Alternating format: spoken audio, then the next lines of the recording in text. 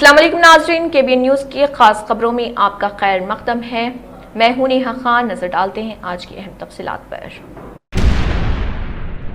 हैदराबाद के उप्पल भाग्यत इलाके में पुलिस ने कॉर्डन एंड सर्च ऑपरेशन अंजाम दिया। ये कार्रवाई उप्पल जोन के डीसीपी सुरेश कुमार की निगरानी में पुरअमन तरीके से की गई। पुलिस ने 5 रॉडी शीटर्स की जांच करते हुए 5 एलपीजी सिलेंडर्स, 4 टू व्हीलर गाड़ियां, 100 शराब की बोतलें और 10 गुटखा पैकेट्स जब्त किए। दूसरी जानिब ट्रैफिक पुलिस ने 409 गाड़ियों की तलाशी लेते हुए 231 केस दर्ज किए और रखवानीन के खिलाफ वर्जी करने वाले 26 गाड़ियों को हिरासत में लिया। पुलिस ने कहा कि अवाम की हिफाजत और जुराइम पर काबू पाने के लिए निगरानी का अमल मुसलसिल जारी रहेगा। पार्टी ఏఆర్ నుంచి ఒక 15 మంది, ఎస్ఓటి నుంచి 15 మంది, టోటల్గా 242 మంది స్టాఫ్ తోటి ఈరోజు మేము ఈ కార్డన్ అండ్ సెర్చ్ కార్యక్రమాన్ని సాయంత్రం 7 గంటల నుంచి ఇప్పటి వరకు 9:30 వరకు కండక్ట్ చేయడం జరిగింది। ఈరోజు మేము వచ్చిన రిజల్ట్స్ ఏంటంటే तेलंगाना बीजेपी के सदर एन रामचंद्र राव ने वोटर लिस्टों की एसआईआर कार्रवाई पर रियासती हुकूमत के खिलाफ सख्त और संगीन इल्जामात आयद किए। उन्होंने दावा किया कि रियासती हुकूमत फैमिली कार्ड्स का इस्तेमाल करते हुए नाअहल अफराद को एसआईआर वोटर लिस्ट में शामिल करने की कोशिश कर रही। रामचंद्र राव ने कहा है कि वोटर फहरिस्त की नजरसानी के अमल में शफाफियत बरकरार रखना जरूरी है और किसी भी गैर अहल शख्स का नाम शामिल नहीं किया जाना चाहिए। ताहम ये इल्जामात बीजेपी सदर की जानिब से आयद किए गए हैं और उनकी आजादाना तस्दीक सामने नहीं आई। Proper identification to get voters to get enrolled in voter list, and for that Bharatiya Janata Party represented to Election Commission, and Election Commission of India subsequent to that passed an order not allowing FRC certificate, that is family register certificate, to be used for the purpose of enrollment in voter list.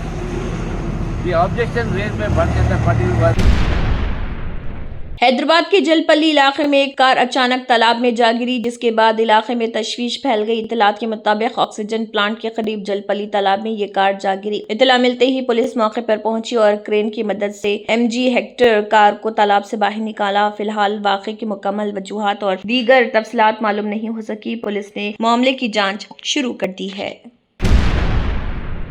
Hyderabad के धरना चौक पर Ayush house surgeons और PG medical तलबा ने stipend में इजाफे के मुतालबे को लेकर एहतजाज किया। मुजाहिरीन का कहना है कि आयुष स्टाइपेंड में इजाफे का मामला तवील अरसे से ज़र-इल्तवा है, जिसकी वजह से तलबा और नौजवान डॉक्टरों में शदीद नाराजगी पाई जा रही है। उनका सवाल है कि दीगर मेडिकल तलबा के मुकाबले में आयुष डॉक्टरों के स्टाइपेंड में अदम मसावत क्यों है। मुजाहिरीन ने हुकूमत से मुतालबा किया कि स्टाइपेंड में इजाफे से मुताल्लिक़ फौरी तौर पर GO जारी किया जाए।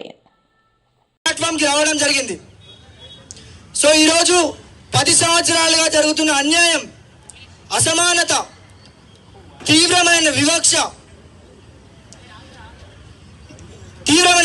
లోనై మనం అందరం కూడా ఈ రోజు ఈ వివక్షకు వ్యతిరేకంగా పోరాటం చేయడానికి ఈ స్టేజ్ పైకి, ఈ రోడ్డు పైకి రావాల్సి వచ్చింది।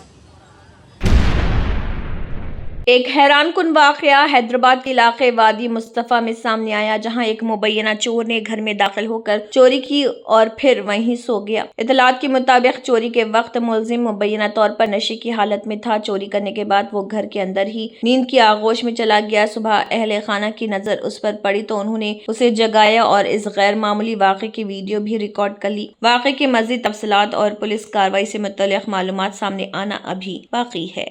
भी आदमी नहीं है, उल्टी हमें बताइए और क्या दरवाजे 2 बार कहीं को लगा के बाहर दरवाजे भी लगाया करते वही।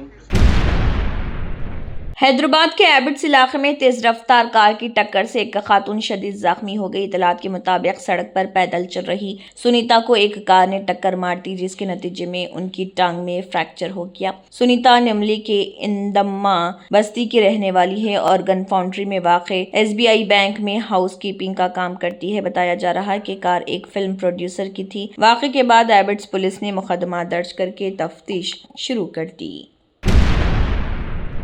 हैदराबाद के नारसिंगी सर्कल में बड़ी पाइपलाइन लीकेज के बाद इस पानी की सप्लाई शदीद मुतासर हो गई। इतलात के मुताबिक सिंगापुर से खानापुर रिजर्वायर तक जाने वाले 1200 मिलीमीटर चौड़ी मेन पाइपलाइन में बड़ा रसाव पैदा हो गया। ये पाइपलाइन इलाके में पानी की फराहमी का एक अहम जरिया। लीकेज के बाद इस नारसिंगी सर्कल के कई इलाकों में पानी की सप्लाई मुतासर होने से मुकामी लोगों को शदीद मुश्किलात का सामना है। हुकाम की जानिब से लीकेज की मरम्मत और पानी की सप्लाई बहाल करने के इक़दाम किए जा रहे।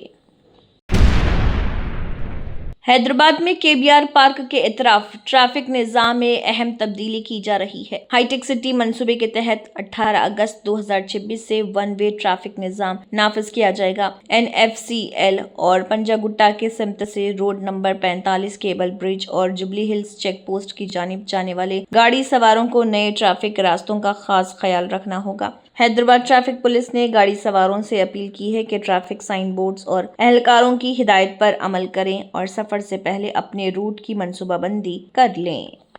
దుర్గం చెరువు కేబుల్ బ్రిడ్జ్ వైపు వెళ్ళండి. మాధాపూర్ వైపు వెళ్లేవాళ్ళు next left Jubilee Hills check post దగ్గర తీసుకుని మాధాపూర్ వైపు వెళ్ళొచ్చు. అందరూ ట్రాఫిక్ సైన్స్, పోలీస్ ఇన్స్ట్రక్షన్స్ పాటించండి. మీ ప్రయాణం సేఫ్గా ఉండాలి. ట్రాఫిక్ కూడా స్మూత్గా సాగాలన్నదే మా ప్రయత్నం.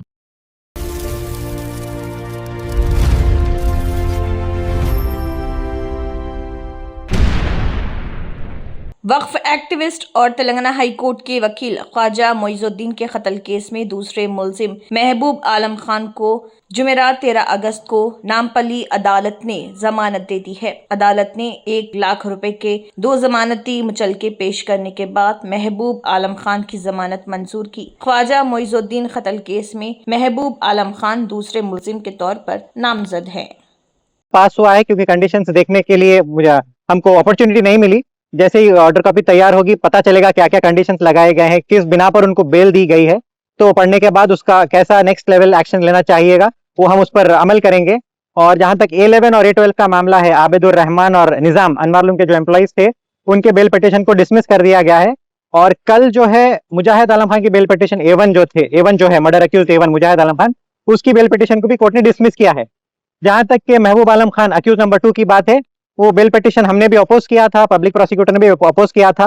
दूसरी बेल पिटिशन है महबूब आलम खान की, पहली तो डिसमिस हो चुकी थी, दूसरी बेल पिटिशन दायर की गई थी हेल्थ ग्राउंड्स पर और एज के ग्राउंड्स पर आर्गुमेंट किया गया था और उनकी तबीयत नासाज है और दूसरे कई दलीलें उनकी। नई दिल्ली में हर घर तिरंगा मुहिम के तहत तिरंगा यात्रा का इनेकाद किया गया। मरकजी वजीर शहरी हवाबाजी राम मोहन नायडू ने यात्रा को झंडी दिखाकर रवाना किया। इस मौके पर कौमी परचम के एहतराम और हुब्बुल वतनी के जज्बे को उजागर किया गया। यात्रा में शिरकानी तिरंगे के साथ शिरकत करते हुए मुल्क की यकजहती और कौमी फख्र का पैगाम दिया। हर घर तिरंगा मुहिम के जरिए आवाम को यौम आज़ादी के मौके पर अपने घरों पर कौमी परचम लहराने और आज़ादी के जज्बे को मनाने की तरगीब दी जा रही। हर गांव में हर व्यक्ति इसमें जुड़ के इसमें कर रहा है, ये बहुत ही प्रेरणादायक है और ये ज़रूरी भी है। हम विकसित भारत 2047 तक जो हमारा लक्ष्य आदरणीय प्रधानमंत्री जी के नेतृत्व में हम आगे बढ़ रहे हैं, उसको पाने के लिए हमें एक साथ एक एनर्जी की तरह से हमें आगे बढ़ना चाहिए। और हमें सबसे पहले ये भी जानना है कि हैदराबाद के धरना चौक पर आयुष डॉक्टरों और मेडिकल तलबा ने स्टाइपेंड में इजाफे के मुतालबे को लेकर एहतजाज किया। मुजाहिरीन ने हुकूमत से सवाल किया कि उन्हें मिलने वाली तकरीबन 13,000 रुपए की रकम घर के किराए के लिए भी काफी नहीं, तो इसमें गुजारा कैसे हो। इसी दौरान BRS रहनुमा इंगोला राकेश रेड्डी ने भी हुकूमत पर तनकीद की। उन्होंने इल्जाम लगाया कि वुज़रा के हेलीकॉप्टर सफर के लिए रकम मौजूद है, लेकिन आयुष डॉक्टरों और तलबा के स्टाइपेंड में इजाफे के लिए नहीं। राकेश रेड्डी ने हुकूमत से फौरी तौर पर स्टाइपेंड बढ़ाने का मुतालबा किया। ఆయుష్ విద్యార్థులకు న్యాయమైనటువంటి స్టైపెండ్ ఒక 25,000 ఒక 50,000 ఇవ్వాలంటే ఎందుకు మనసు వస్తలే అని చెప్పి సందర్భంగా మీ సూటిగా ప్రశ్నిస్తాం। कांग्रेस के रुकने पार्लियामेंट जयराम रमेश ने पार्लियामेंट के मानसून इजलास पर हुकूमत को शदीद तनकीद का निशाना बनाया। उन्होंने इजलास को मुकम्मल तौर पर वॉश आउट करार देते हुए कहा है कि 2015 में व्यापम स्कैंडल के मामले पर भी पार्लियामेंट का इजलास मुतासर हुआ था। जयराम रमेश ने दावा किया कि 11 साल बाद नीट में भी व्यापम जैसे स्कैंडल का मामला सामने आया, जिसकी वजह से पार्लियामेंट में मुयस्सर कार्रवाई नहीं हो सकी। उनका कहना था कि हुकूमत को ऐसे अहम मामलात पर जवाब देना चाहिए। व्यापम घोटाले के मुद्दे पर मॉनसून सत्र बिल्कुल सफाया हो गया था और ठीक 11 साल बाद छात्रों से जुड़ा हुआ, युवकों से जुड़ा हुआ मामला, उसी मामले एक तरह के देखा जाए 2026 में भी व्यापम जैसा घोटाला हुआ है नीट को लेकर।